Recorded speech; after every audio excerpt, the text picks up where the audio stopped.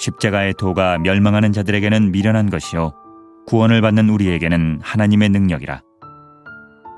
기록된 바 내가 지혜 있는 자들의 지혜를 멸하고 총명한 자들의 총명을 폐하리라 하였으니, 지혜 있는 자가 어디 있느냐? 선비가 어디 있느냐? 이 세대의 변론가가 어디 있느냐? 하나님께서 이 세상의 지혜를 미련하게 하신 것이 아니냐?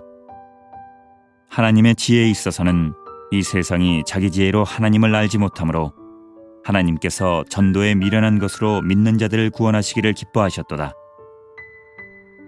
유대인은 표적을 구하고 헬라인은 지혜를 찾으나 우리는 십자가에 못 박힌 그리스도를 전하니 유대인에게는 거리끼는 것이요 이방인에게는 미련한 것이로되, 오직 부르심을 받은 자들에게는 유대인이나 헬라인이나 그리스도는 하나님의 능력이요 하나님의 지혜니라. 하나님의 어리석음이 사람보다 지혜롭고 하나님의 약하심이 사람보다 강하니라. 912년 북대서양에서 침몰된 타이타닉, 여러분 들어보셨을 겁니다. 이 타이타닉이 영화로도 상영됐는데 사고 이후에 생존자 중에 한 명이었던 부선장의 그 증언이 나왔어요. 오랜 침묵을 끝내고 그 당시 알려지지 않았던 숨겨진 이야기가 17페이지 정도의 분량으로 회고록이 공개된 적이 있습니다. 근데 그 회고록을 세상에 알리지 못했습니다. 왜냐하면 망자들의 명예가 있기 때문에 이거를 덮어두었는데, 최근에 그 회고록이 열렸다고 합니다. 그 전해진 내용이 별거 아니라고 그러더라고요. 그 전해진 내용 중에 이런 내용이 있다고 합니다. 타이타닉이 빙산과 부닥쳐서 배가 깨지지 않습니까? 배가 기울어지고 바닷물이 들어올 때 성장은 이 다급한 목소리로 이제 아나운스를 하게 됩니다. 그러면서 여자들과 아이는 빨리 구급 보트를 타라. 계속해서 10번이고 20번이고 다급한 목소리로 계속해서 이것을 광고했다고 합니다. 그런데 신기할 정도로 많은 사람들이 서로 보트를 탈 것 같은데 그 보트에 타는 사람이 없었다고 합니다. 왜냐하면 가족들끼리 헤어지는 것이 원하지 않기 때문에. 부모는 자녀를 태우려고 그러고 아내를 태우려고 했지만 아내와 자녀는 아빠와 함께 있겠다고, 헤어지지 않겠다고 하면서 결국 그 배와 함께 가족들이 침몰된 이야기를 이분은 기록을 하고 있습니다. 이 과정에서 여러 사람의 이름이 실제로 언급이 되는데, 그 가운데는 유력한 정치가도 있었고 또 경제인도 있었다고 합니다. 자신의 힘으로 얼마든지 그 보트의 자리를 차지할 수 있었음에도 불구하고, 그러나 그들은 자신의 생명보다 그 여자들과 아이를 위해서 제한된 자리를 양보했다고 합니다.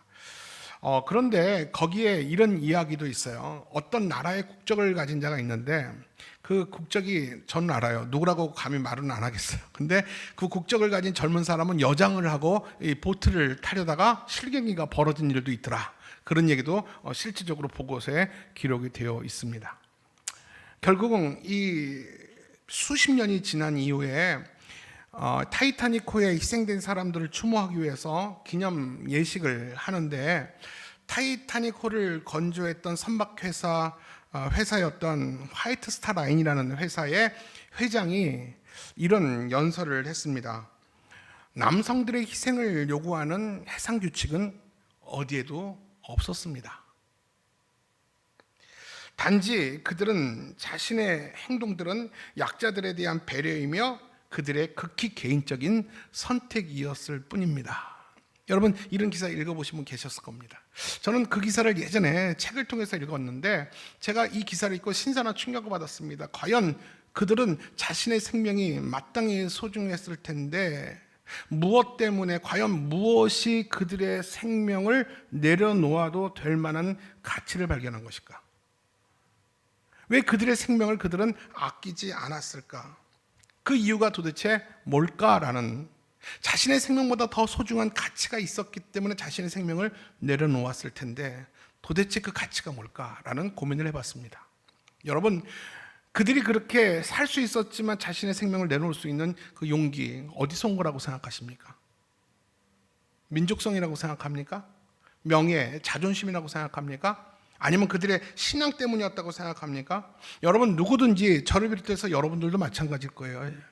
검푸른 바닷물이 점차 들어올 때 위협을 느끼는 사람은 누구든지 살고 싶습니다. 본능적으로 살고 싶어요. 그런데 그 살 수 있는 제한된 자리에 그 자리를 양보할 수 있다는 것, 이건 누구나 할 수 없는 일입니다. 어떤 누가 이런 글을 썼습니다. 그들은 자신의 생명보다 더 소중한 가치를 양보하지 않았다. 그들은 자신의 생명보다 더 소중한 가치를 양보하지 않았다. 여러분, 제가 하나 말씀을 시작하면서 여러분께 묻고 싶은 게 있어요. 여러분, 목숨보다 더 소중한 가치 있습니까? 그 가치 앞에 여러분 목숨을 초계처럼 내려놓을 만한 가치를 여러분 인생을 살면서 만나셨습니까?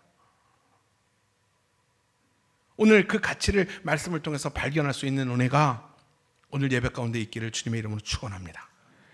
오늘 본문은 참 귀한 말씀이고 간단한 말씀이지만 바울의 신학을 나타내는 말씀이고 우리가 너무나도 잘 아는 말씀이지만 너무 어려운 말씀이 오늘 18절부터 25절까지의 말씀이에요. 자, 18절 말씀 한번 같이 보도록 하겠습니다. 시작. 십자가의 도가 멸망하는 자들에게는 미련한 것이요 구원을 받는 우리에게는 하나님의 능력이라. 십자가의 도가 멸망하는 자들에게는 미련해 보인다는 거예요. 교회 밖에 사람들한테, 교회 다니는 사람들은 미련해 보이고 그 십자가를 믿는 성도들을 향하여 어리석다고 말합니다. 지금도. 그러나 구원받은 우리에게는 그 십자가가 어리석은 가치가 아니라 어떤 존재입니까? 하나님의 능력이 되는 것입니다. 여러분 믿습니까? 그러면 여러분, 십자가의 도가 뭘까요? 십자가의 도, 여러 가지로 개념을 정리할 수 있겠지만 제가 이렇게 정리해 봤습니다. 하나님의 아들이신 예수 그리스도가 이 땅에 인간의 옷을 입고 죄인을 대신해서 십자가에 죽으심으로 구원의 길을 열어놓으셨습니다. 이 길이 바로 십자가의 길인 거죠. 여러분, 그렇다면 어떻게 해서 십자가의 사건을 두고 사람들의 생각이 어떻게 이렇게 다를까요? 누구는 그 십자가를 통해서 하나님의 능력을 경험하기도 하는데 그 누군가는 십자가야말로 정말 미련한 짓이라고 욕하는 이 두 가지 해석 차이는 과연 무엇을 기준으로 하는 것일까요? 여러분, 오늘 본문을 여는 열쇠는 뭐냐면 바로 이거예요. 십자가를 내가 어떻게 바라볼 것인가? 십자가를 내가 어떻게 대할 것인가? 평생 십자가를 내가 어떤 자세로 바라볼 것인가? 여러분, 예전에 길을 가다 보면 그 이런 사람을 자주 만나요. 도를 아십니까? 만나보셨죠? 저는 정말 많이 만났어요. 저를 유일하게 길거리 캐스팅하려고 저한테 말 시키는 건 아닐 테고 정말로 저한테 도를 아십니까? 이렇게 물어보는 분들이 계셨어요. 근데 요즘에 이 도를 아냐는 질문은 많이 못 받습니다. 근데 모든 종교에는 그 가르침의 도가 있어요. 불교는 석가모니가 가르치는 도가 있고요. 또 이슬람은 마호메트가 가르치는 도가 있어요. 그리고 기독교는 십자가의 도가 있습니다. 여러분, 그렇다면 세상 종교가 말하는 그 종교의 도와 신앙의 도와 기독교가 말하는 십자가의 도는 어떻게 다를까요? 여러분, 타 종교의 도는 종교 창시자가 자신의 생각과 사상을 담은 것입니다. 여러분, 이게 이 창시자가, 종교 창시자가 가던 이 도가 소위 그 종교의 도예요. 그러나 여러분, 기독교의 십자가도는 사람의 생각이나 사상의 산물이 아니라 영원한 생명에 이르는 구원의 길을 하나님이 친히 말씀해 주셨어요. 여러분, 이 성경이 구원에 이르는 길을 우리에게 알려준 책입니다. 우리는 이 성경의 말씀을 통해서 어떻게 구원받는지를 우리는 배우게 됩니다. 누가 주셨습니까? 사람의 말이 아니에요. 하나님이 친히 말씀을 계시하시고 주셨습니다. 여러분, 예수님은 생명 자체이시기 때문에 예수님께 인도하는 길이 곧 생명의 길입니다. 그 생명의 길을 일컬어, 예수님께 가는 길을 일컬어 우리는 십자가의 도다라고 이야기를 하는 것입니다. 여러분, 전 세계 이 국기를 다 관심 있게 보셨습니까? 여러분, 전 세계의 국기는 다 다릅니다. 특히 유럽의 국기를 보면 다양하지만 결정적으로 두 가지 문양으로 공통점이 있어요. 여러분, 한번 유럽의 국기들 한번 보여드릴까요? 자, 빠른 시간 내에 스킵해 보세요. 자, 어떤 모양의 공통점이 있습니까? 십자가 또는 세선, 삼선 이렇게 되어 있죠. 자, 내려주세요. 여러분, 이 십자가는 결국 뭐냐면 그리스도의 십자가를 의미하는 거 맞습니다. 유럽 국가의 시작은 다 십자가의 그 은혜와 가치 위에 나라가 세워지고 설립이 된 거죠. 여러분, 이 삼선이 뭘 의미하는지 아십니까? 성부, 성자, 성령이에요. 삼위일체입니다. 그만큼 유럽 국가들은요, 십자가를 자랑하고 십자가를 국기의 기본 가치로 여기며 그 유럽이 시작된 나라였으나 지금은 완전히 망가졌죠. 그만큼 이 십자가를 자랑했습니다. 여러분, 우리도 마찬가지입니다. 믿는 신자들에게는 십자가가 자랑입니다. 너무나도 자랑스러워서 귀에 걸고 또 어떡합니까? 목에 걸고 또 차에도 주렁주렁 달고 다녀요. 근데 여러분, 절대 차에다 십자가 걸고 다니면서 교통위반하면 안 돼요. 뒤에서 다 보여요, 십자가. 그만큼 우리는 십자가를 사랑하고 좋아합니다. 여러분, 믿는 자에게 십자가는 미련한 것이 아니에요. 저와 여러분에게 십자가는 뭡니까? 영광이고 승리고 구원의 증표입니다. 여러분, 내가 정말 그런 얘기를 들었어요. 이게 지나가다가 어떤 아버지랑 아들이 이렇게 다니면서 이런 얘기를 합니다. 왜 이렇게 십자가가 많아 이 동네에. 그러니까 아들이, 아빠 십자가가 뭐야? 저 교회 다니는 사람들이 무식해서 그래. 십자가 옛날에 로마 시대의 사형틀이야. 그것도 모르고 저렇게 십자가를 좋아해. 이렇게 지나가는 얘기를 하는 걸 들었어요. 여러분, 우리가 십자가를 자랑하는 이유가 사형틀인지 몰라서 자랑합니까? 여러분, 지금은 믿는 자들이 그 십자가를 당당히 드러내고 자랑하지만 사실 그렇게 자랑할 만한 것이 못 되는 게 십자가예요. 로마 시대 때, 예수님 시대 때 이 십자가는 사형틀 맞아요. 아주 극악무도한 자들, 국가 반역자들, 그런 극악무도한 자들만 매어 달려 죽게 하는 게 이 십자가예요. 그렇기 때문에 내 가문에서 십자가 사형을 당하고 십자가에 죽음당했다는 것은 가문의 치욕이에요. 아주 부끄러운 일이에요. 그렇기 때문에 내 가정 안에, 우리 가문 안에 십자가 처형을 당했다는 사실은 정말로 비밀로 하고 부끄럽게 여기는 것이 당시 십자가예요. 십자가는 치욕의 상징이었어요. 부끄러움의 상징이었어요.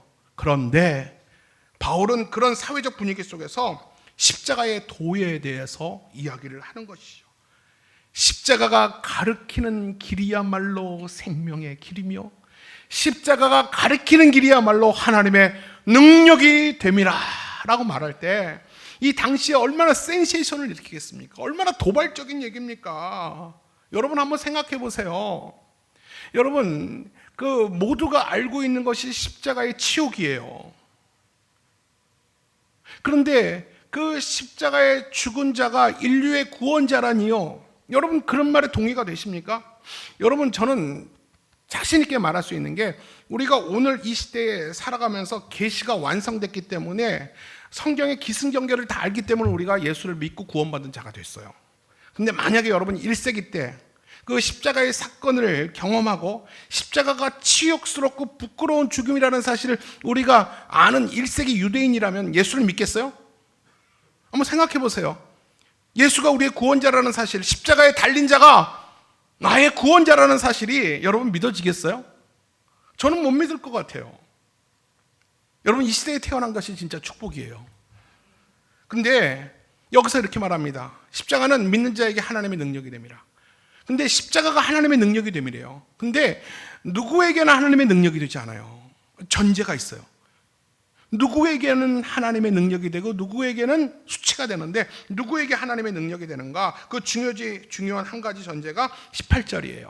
한번 같이 읽을게요. 시작. 십자가의 도가 멸망하는 자들에게는 미련한 것이요 구원을 받는 우리에게는 하나님의 능력이라. 여러분, 대답해 보세요. 누구에게 하나님의 능력이 됩니까? 구원받은 자에게, 저와 여러분에게 십자가는 구원의 능력이 되는 것입니다. 사랑하는 여러분, 하나님의 능력은 어디 속에 있냐면 십자가 속에 있어요. 다시 말할게요. 하나님의 능력은 십자가 속에 있어요. 그 십자가 속에 있는 하나님의 능력은 그 당시 사람들이 선호하고 추구하던 이런 물리적인 힘도 아니고 이 사회적인 힘도 아니에요. 하나님이 십자가 안에 담아진 그 능력이라는 것입니다. 반대로 멸망하는 자에게 십자가는 미련하게 보일 것이라고 바울은 그들의 시각을 인용했어요. 여러분, 세상의 세속적 관점에서 아까도 말했지만 십자가는 치욕스러워요. 그런데 그런 자들에게 바울이 일어나서 저 십자가에 달리신 예수 그리스도가 나와 여러분의 구원자입니다 라고 말할 때 모두가 아멘 했겠어요? 사회적 풍토 속에서 어떻게 했겠습니까? 미친놈 그러고 말하지 않았겠습니까? 저주하지 않았겠습니까? 여러분, 그렇다고 바울이 그들을 설득하기 위해서 십자가의 복음을 당시 사람들의 입맛에 맞게 지혜로운 말로 포장하지도 않았어요. 이해를 잘할 수 있게, 그들이 싫어하지 않게 포장하거나 가미하지 않았다라는 거예요. 그냥 바울은 그대로 십자가에 달린 예수 그리스도를 말했어요.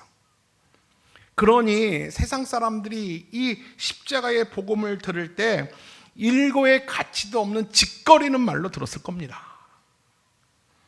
그래서 바울은 사람들의 이 시각을 인용하여서 십자가의 도가 멸망하는 자들에게는 미련해 보일 것이다, 이렇게 이야기를 한 거예요. 그리고 바울은 곧바로 이 반론을 제시합니다. 우리 20절이에요.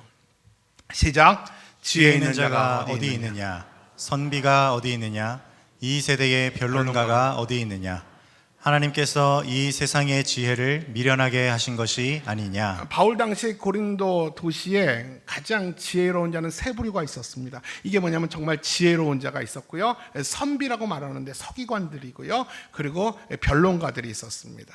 그 자들이 바로 이 고린도의 지성인들이었어요. 근데 바울은 그들을 향해서 뭐라고 말하냐면 하나님께서 이 세상의 지혜를, 총명을 미련하게 하시고 패하게 하셨다라고 선포를 하는 거죠. 여러분, 당시 고린도 교회 안에는요 똑똑한 사람이 없었어요. 똑똑한 사람은 지잘난 맛에 다 교회 밖에 살고 있었어요. 여러분, 저는 지금도 그런 것 같아요. 아무리 생각해봐도 진짜 똑똑하고 스펙 좋고 잘나고 그 사람들이 우러러보는 사람들은, 부족함이 없는 사람들은 교회에 없더라고요. 아이러니하죠? 여러분, 한번 주위에 여러분들도 똑똑하지만 무려 여러분 주위에 정말 내 주위에 똑똑하고 부족함 없는 사람들 보세요. 다 어디 있습니까? 교회 밖에 있어요. 그리고 하나님은 좀 지혜 없는 사람들을 교회 불러주시는 것 같아요. 여러분, 저를 보면 알겠어요. 저보다 똑똑한 사람이 얼마나 많겠습니까? 저보다 스펙 좋고 저보다 설교를 더 잘하는, 얼마나 그런 사람이 많겠습니까? 근데 모자라고 한참 부족한 사람을, 저를 담임 목사로 세운 거를 보면 하나님이 똑똑한 사람만 부르지 않으신 것 같아요. 그래서 이 교회 안에는요 오히려 세상의 지혜가 아닌 정말 하나님 앞에 볼 때 부족한 사람들을 하나님이 자기 백성을 삼으신 것 같아요. 여러분, 왜 그럴까요? 혹시 세상의 지혜가 하나님을 아는 지혜를 방해하지 않을까요? 여러분, 그래요. 세상을 아는 지혜, 세상의 경험, 자신의 가진 스펙이 하나님을 이해하고 하나님을 알고 믿는 데 있어서 도움이 되는 것이 아니라 오히려 밀어내게 됩니다. 그렇기 때문에 세상의 지혜가 하나님의 지혜를 아는데 방해가 된다는 거예요. 우리 21절 말씀 볼까요? 시작. 하나님의 지혜에 있어서는 이 세상이 자기 지혜로 하나님을 알지 못하므로 하나님께서 전도에 미련한 것으로 믿는 자들을 구원하시기를 기뻐하셨도다. 여러분, 세상의 지혜로 하나님의 지혜를 알 수도 믿을 수도 없어요. 여러분, 정말 우리가 똑똑하지 않은 것이 하나님의 은혜예요. 우리가 정말 세상적으로 똑똑하고 지혜가 있다면 우리가 그 하나님이 쉽게 믿어지겠어요? 우리가 부족하기 때문에, 세상에 지혜가 없기 때문에 오히려 하나님의 말씀이 그렇다 하면 마음으로, 믿음으로, 순전함으로 아멘할 수 있는 거예요. 여러분, 하나님의 지혜는 세상의 지혜로 절대 알 수 없어요. 하나님은 하나님의 지혜를 세상에 숨기시고 세상에 미련한 전도회로 믿는 자를 구원하셨다고 말을 합니다. 그러면 여러분, 전도에 미련한 것으로 구원받은 백성을 부르셨는데 전도에 미련한 것이란 무엇인지 아십니까, 여러분? 오직 그리스도의 예수의 십자가, 십자가에 달리신 예수 그리스도, 너희들이 미련하다고 말하는 그것을 내가 전함으로 내가 믿는 자를 구원하겠다라는 거예요. 여러분, 저는 오늘 이 말씀을 들으면서 이런 결단이 있습니다. 강단에서 과연 무엇으로 성도들을 이끌고 섬겨갈 것인가? 여러분이 듣기 좋아하는 말, 어떤 세상의 인문학들로 여러분들을 설득시키고 여러분들을 이해시킬 것이 아니라 투박한 그리스도의 원색적인 복음이 선포될 때에 정말 믿는 자의 수가 더해지는 은혜가 우리 교회 가운데 있기를 바랍니다. 이것이 전도에 미련한 것이에요. 사도 바울은 사람들의 시각을 알아요. 이 십자가가 미련해 보인다라는, 십자가에 달린 예수 그리스도가 허탄해 보인다라는 사실을 알아요. 그럼에도 불구하고 내가 너희들의 시각대로 이것을 복음을 포장하지 않겠다. 전도에 미련한 것으로 복음이 증거될 때 믿는 자들은 귀가 열려서 그 말씀에 아멘하며 하나님께 돌아오게 될 것이다. 이것을 의미하는 것입니다. 사랑하는 여러분, 하나님은 세상의 지혜로 찾을 수 없도록 감추어 둔 것이 십자가의 도예요. 세상은 구원하시는 하나님의 능력을 스스로 찾지도 깨닫지도 못합니다. 왜냐하면 사람들은요, 자기 눈에 현명해 보이는 것만 먼저 선택해요. 그렇기 때문에 미련해 보이는 십자가는 사람들이 선택 안 해요.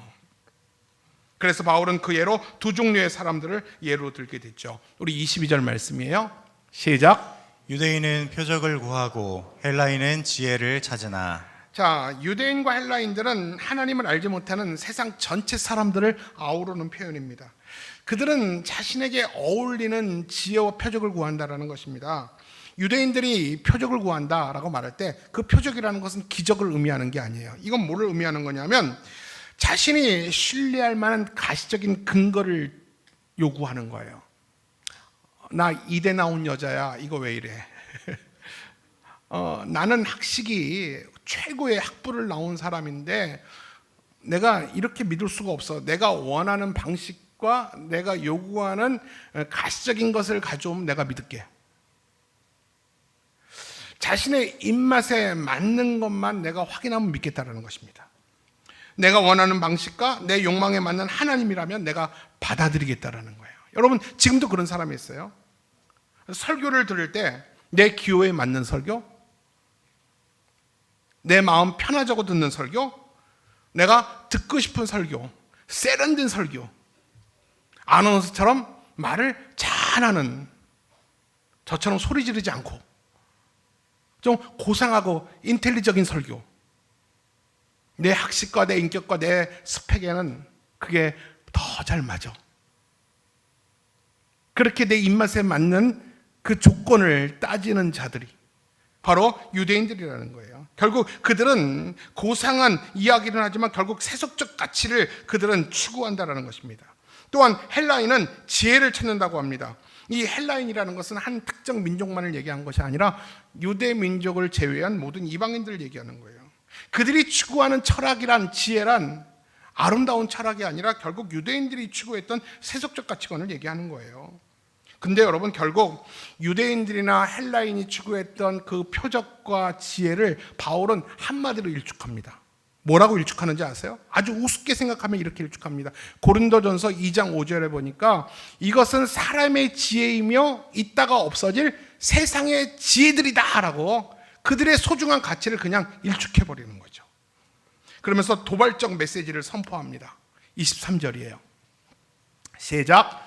우리는 십자가에 못 박힌 그리스도를 전하니 유대인에게는 거리끼는 것이요 이방인에게는 미련한 것이로되. 내가 너희들에게 세속적 가치관을 말할 수는 없다. 내가 오늘 너희들에게 말하는 것은 너희들이 가장 미련하다고 얘기하는 십자가에 달린 예수 그리스도를 말한다. 이 얘기가 너희들에게 바보 같은 소리로 들리게 될 것이다. 그러나 믿는 자에게 최고의 가치는 예수 그리스도가 달린 십자가이다. 왜냐하면 그 십자가는 하나님의 능력이 되기 때문인 것입니다. 사랑하는 여러분, 저는 말씀을 시작하면서 타이타닉 이야기를 시작했어요. 그리고 여러분에게 이렇게 질문을 했습니다. 여러분에겐 목숨을 내놓을 만한 더 소중한 가치가 여러분에게 있습니까? 라고 질문을 했습니다. 여러분 부디 바라옵기는 내 목숨을 걸 만한 최고의 가치가 있다가 없어질 세속적 가치가 아니라 나와 내 가정을 구원하신 예수 그리스도가 여러분의 최고의 가치가 되기를 주님의 이름으로 축복합니다. 여러분 잘 들으세요. 십자가의 도를 알고 믿고 행하는 자들은 구원에 이르는 자들이에요. 그리고 그 구원에 이르는 자들에게 있어서 십자가의 도는 세상의 어떤 가치와도 바꿀 수 없는 최고의 가치이며 하나님의 능력이 되는 것입니다. 그래서 바울은 십자가의 도를 믿는 자에게 하나님의 능력이 있다라고 자신 있게 선언하면서 25절 마지막으로 이렇게 천명을 합니다. 25절 시작. 하나님의 어리석음이 사람보다 지혜롭고 하나님의 약하심이 사람보다 강하니라. 바울의 이 표현은 메시지의 핵심이에요. 여러분, 교만한 사람일수록 자신이 가진 지혜로 자신의 삶을 얼마든지 잘 영유할 수 있다고 생각합니다. 부족함이 없다고 생각합니다. 그렇기 때문에 그들이 볼 때 제일 안쓰러워 보이고 미련해 보이는 사람들이 교회 다니는 사람들이에요. 제가 고등학교 때 과학 선생님이 그랬어요. 내가 목사 아들인 거 알아요. 저 들으라고 했던 것 같아요. 이 세상에서 가장 약한 사람들이 신을 믿는 사람들이다. 신은 없는 거를 막연하게 만들어 놓고 거기에 의지하는 약한 자들이 신을, 종교를 믿는 자들이다. 나는 내 자신을 믿는다. 근데 이 과학 선생님 굉장히 통통하셨는데 일주일 뒤에 갑자기 심장마비로 돌아가셨어요. 저는 그 말했기 때문에 돌아가셨다고 생각하지 않아요. 이분이 보통 제 심장이 안 좋으셨는데 짱 일주일만 주무시다가 돌아가셨어요. 여러분, 인간의 한계가 거기에요. 자신의 지혜를 믿고 자신이 가진 경험이 전부이고 내 지혜와 경험으로 나는 얼마든지 내 삶을 살 수 있다고 믿는 사람들은요, 십자가의 도를 인정하지 않고요, 예수와 복음의 가치를 모릅니다. 그것들을 밀어냅니다. 불필요한 거라고 생각합니다.